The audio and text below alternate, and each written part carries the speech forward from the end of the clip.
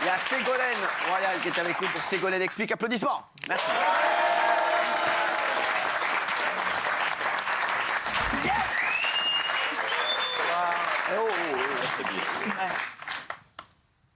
Bonsoir Ségolène, merci d'être là. Merci. Bonsoir, alors Ségolène qui va nous parler aujourd'hui, toujours dans l'actualité. Toujours dans l'actualité. Hein. Toujours. Je rappelle que cette petite séquence sérieuse a pour objectif, ce que j'essaye de faire, d'expliquer en des termes simples des choses complexes dont on a entendu parler dans l'actualité. Bon, et à partir du drame terrible, d'ailleurs, on a une pensée pour les victimes de tous ceux qui sont attaqués et assassinés par des fichiers S. On a entendu beaucoup de choses, un peu de tout et n'importe quoi parfois. Genre, il faut mettre tous les fichiers S en prison, ou genre, tous les terroristes sont des malades mentaux. Donc, que disent exactement les textes? Moi, je ne suis pas là pour polémiquer, mais je vais expliquer exactement comment c'est organisé, ce que signifie un fichier S, qu'est-ce que c'est que ces fichiers, et qu'est-ce que fait la psychiatrie par rapport à ce type de problème. Alors, d'abord, qu'est-ce que c'est qu'un fichier? Un fichier, c'est juste une liste. C'est une liste. C'est une liste de noms. Ah ouais, quand même. Donc, un fichier S se trouve sur cette liste d'une fiche qui s'appelle S. Pourquoi S? Sécurité. Sécurité et même sûreté de l'État. Et donc, dans ce vaste fichier, qui est plus vaste, qui s'appelle le fichier des personnes recherchées, j'en reparlerai tout à l'heure, parce qu'autrefois, il a évolué. Excusez-moi, Ségolène, 2 secondes. Est-ce que vous pouvez fermer votre gueule en coulisses? C'est un truc de ouf, on dirait qu'il y a un mec qui fait une prière, mon frère. Excusez-moi, Ségolène. Donc, dans ce fichier, il y a d'autres listes. Par exemple, il n'y a pas que les fichiers. Il n'y a pas que les fichiers S. Il y a par exemple les fichiers J, ça veut dire recherchés par la justice. Les fichiers PJ, recherchés par la police. Les fichiers M, c'est le fichier des mineurs en fugue. Le fichier V, le fichier des évadés. Le fichier IT, les interdits de territoire. Ou le fichier des OQTS, ceux qui sont obligés de quitter le territoire français. Il y a aussi les fichiers E, les ex. Bonjour François Hollande, excuse-moi.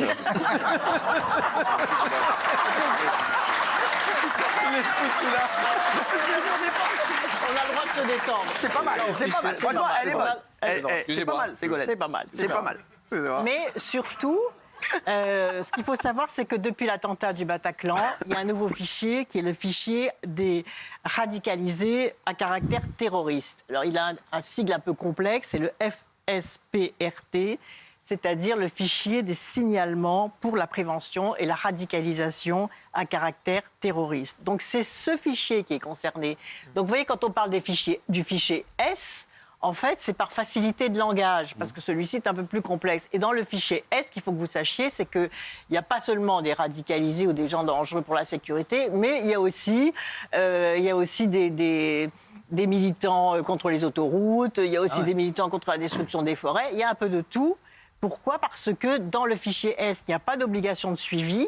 Donc c'est bien ce fichier-là dont je viens de vous parler, à caractère de radicalisé à caractère terroriste, qui est le plus important. Pourquoi? Parce que contrairement au fichier S, il autorise le suivi. C'est-à-dire, la police a le droit de regarder ce que font les gens, de les mettre sur écoute, etc. Donc d'assurer le suivi, ce qui n'est pas le cas du fichier S. Et dans ce fichier des radicalisés, ils sont classés par catégorie, 6 catégories du plus dangereux au moins dangereux. Donc vous voyez, c'est ce fichier-là qui est très important. Et donc, effectivement, si quelqu'un a été inscrit à tort uniquement dans le fichier S et pas dans celui-ci, il n'a pas été suivi. Alors, c'est pas toujours facile, hein, il n'a pas été suivi. Et surtout, contrairement au fichier S, et surtout, il n'a pas pu être contrôlé ni pisté, en fait. Oui. Dans ce fichier, combien il y a de personnes? Il y a 20 000 personnes dans ce fichier des radicalisés, dont 5100 sont en lien avec le djihadisme, c'est-à-dire ont été repérés comme ayant des liens, soit par leurs réseaux sociaux, les liens qu'ils ont, les échanges téléphoniques, etc. Donc c'est ces 5100 personnes qui aujourd'hui sont très dangereuses en France, et dont 1411 personnes en situation irrégulière.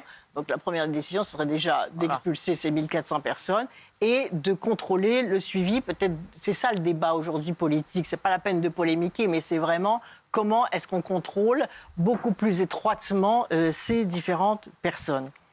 Voilà, juste pour l'histoire, autrefois ce fichier des personnes recherchées était considérable parce qu'il y avait 650 000 personnes. Ah ouais. C'était le temps des renseignements généraux.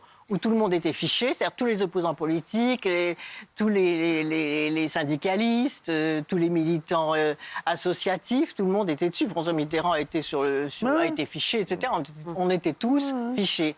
Et donc, il y a de l'ordre qui a été remis dans ces atteintes à la liberté pour se reconcentrer sur les différentes listes que je vous ai données tout à l'heure. Alors ensuite, Ils sont... J'ajoute que ceux qui sont sur le fichier S, vous voyez que ce n'est pas le plus important, c'est qu'au bout de 2 ans, s'il n'y a pas eu de délit, leur nom disparaît de ce fichier. C'est ça. Donc vous voyez, l'actualité parle du fichier S, mais c'est l'autre, c'est le fichier des radicalisés terroristes qui est le plus important. Deuxième grande question, on a entendu aussi dire finalement les terroristes sont des malades mentaux. Mais non. Si on dit ça, ça veut dire qu'on rentre dans la logique de l'excuse. Et donc, il y a eu d'ailleurs un communiqué des médecins psychiatres qui a été publié hier, qui redit bien aussi clairement les choses. Qui est responsable de quoi dans une société et comment, en effet, on contrôle les gens dangereux et de quelle façon. Car, selon les études, dans les radicalisés, il y a entre 5 et 8% de personnes qui présentent des troubles psychiatriques, pas plus. D'accord. Vous voyez, même dans le cas horrible là, du procès auquel on assiste avec Fourniret, on ne dit pas qu'il est fou. Et pourtant, ce qu'il a accompli est absolument horrible. Et donc souvent, comme on ne comprend pas encore le terrorisme et qu'on ne sait pas l'anticiper, on dit ils sont fous, comme si c'était une excuse. Mais non, ça se retourne même, parce que du coup, on les déresponsabilise. Donc, et deuxièmement, on a entendu dire, mais finalement, il y a une faille, il faudrait pouvoir hospitaliser de force les gens. Mais cela existe. Toute personne agressive peut être hospitalisée de force, soit par un arrêté du préfet, soit par un arrêté du maire, c'est-à-dire sans perdre le temps de passer devant un médecin ou devant la justice. Et donc, l'hospitalisation de force est absolument autorisée aujourd'hui dans les textes. Ça s'appelle l'hospitalisation sous contrainte pour toute personne agressive et violente. Donc, quelles sont les causes? Ensuite, la durée maximale de cette hospitalisation, c'est 12 jours. Au bout de 12 jours, la personne qui a été hospitalisée de force dans un hôpital psychiatrique va être entendue par un juge. Le juge va voir, en fonction aussi du certificat médical, si cette hospitalisation doit être prolongée ou si, au contraire, l'individu, parce qu'il y aura une plainte contre lui, va passer devant la justice et va avoir un autre protocole judiciaire, peut-être terminé en prison, si effectivement les plaintes qui sont portées contre lui donnent lieu à cette condamnation. Alors, pourquoi est-ce qu'il ne faut pas dire que tous les terroristes sont des malades mentaux? Je l'ai dit à l'instant, parce que sinon, ça veut dire qu'ils ne sont pas responsables. Et puis sinon, ça fait oublier les raisons pour lesquelles les terroristes passent à l'acte. Et pourquoi est-ce qu'ils passent à l'acte, les terroristes? Par idéologie djihadiste ou par embrigadement, c'est-à-dire qu'ils ne comprennent pas ce qui se passe, mais ils ont été embrigadés par un leader djihadiste, ou parce qu'ils présentent des pathologies mentales, mais ça, on a vu que c'était quand même très, très marginal. Donc, rendre responsables les psychiatres, vous voyez, du terrorisme, c'est pas, non seulement c'est pas juste, mais en plus c'est dangereux parce que ça empêche d'agir sur les vraies causes du terrorisme. Et l'amalgame entre terrorisme et maladie mentale détourne en fait des vraies solutions. Donc pour terminer, et comme l'ont dit les psychiatres dans leur communiqué, le passage à l'acte des individus dangereux, parce que c'est de ça dont il s'agit, c'est le passage à l'acte des individus dangereux, les psychiatres ils sont confrontés absolument tous les jours. Mais qu'est-ce qui se passe aujourd'hui? Sur quoi il faudrait qu'on travaille collectivement? C'est que par rapport à ce qu'il y avait avant, il y a de nouvelles formes de radicalisation, il y a des violences de masse qui nécessitent de nouveaux raisonnements et de nouvelles façons d'agir, c'est-à-dire faire un travail de fond pluridisciplinaire pour trouver des solutions et un suivi plus resserré sur les 5000 individus qu'on a identifiés tout à l'heure, sans systématiquement les mettre en psychiatrie, mais au contraire, régler le problème de la violence.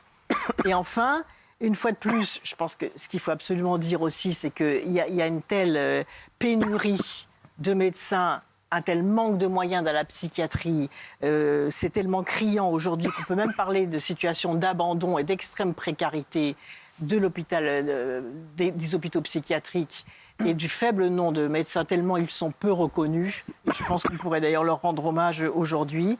Et donc, il y a vraiment une urgence aujourd'hui, vous voyez, indépendamment de la surveillance, de la répression ou de l'expulsion des 1400 qui ont été identifiés et du renforcement du suivi des autres, c'est vraiment remettre à niveau la psychiatrie.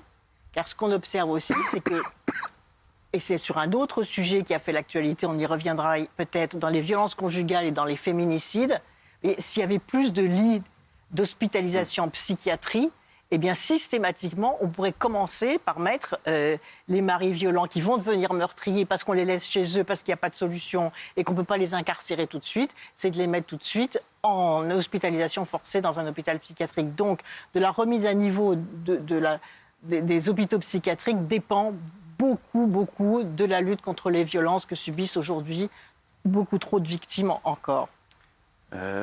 Marc-Antoine, merci.